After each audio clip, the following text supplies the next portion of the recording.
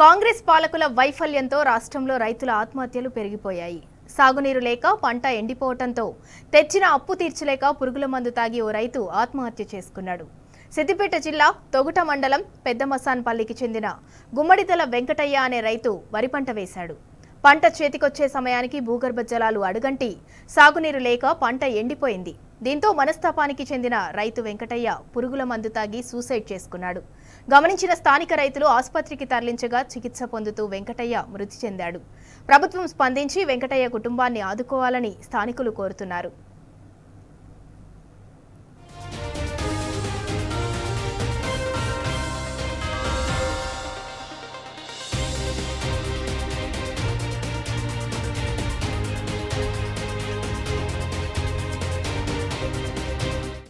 అది పెద్ద మసాన్పల్లి.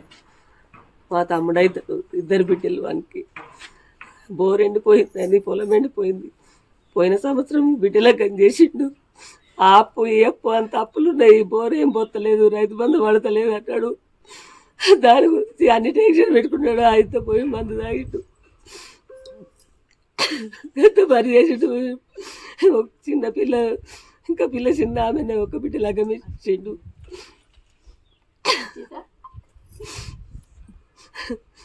గవర్నమెంట్ మా తమ్ముని కుటుంబాన్ని ఆదుకోవాలి. ఏమన్నా మన పిల్లలకి ఏమన్నా వేయాలి. ఈ గవర్నమెంట్ మాత్రం ఆదుకోవాలి ఖచ్చితంగా. గుమ్మడితల వెంకట కుమార్ మా మామయ్య నిన్న ఉదయం 11:30 మరణించడం జరిగింది. ఎందుకనగా అప్పుల బాధతోటి పురుగుల మందు తాగడం జరిగింది. దాని వలన చనిపోయాడు. నిన్న ట్రీట్మెంట్ చికిత్స పొందుతూ చనిపోయాడు. ఆయన దగ్గర పొలం ఎండిపోయింది. ఆయన ఏం చేసుకోవాలన్నా ఇప్పుడు చాలా ఇబ్బందిగా ఉంది. చిన్న పిల్లలకు ఇబ్బందిగా కలుగుతుంది. భార్యకు ఏం పని చేయలేదు పరిస్థితి ఉంది. ప్రభుత్వం ఏదైనా ఆదుకోవాలని కోరుతున్నాం. పెద్దమసాన్పల్లి గ్రామంలో నిన్న ఆత్మహత్య చేసుకున్న రైతు వెంకటయ్యకు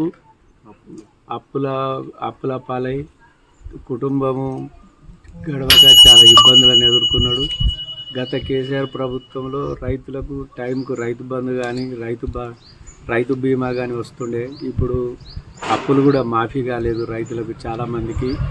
అందులో ఈ వ్యవసాయం నాట్లు వేసిన తర్వాత వరలు కూడా పారక రైతులు తీవ్ర ఇబ్బందులకు గురవుతున్నారు.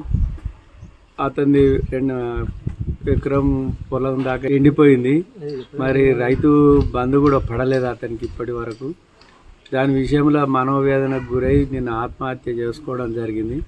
అతని కుటుంబాన్ని ప్రభుత్వం ఆదుకోవాలని కోరుకుంటున్నాం.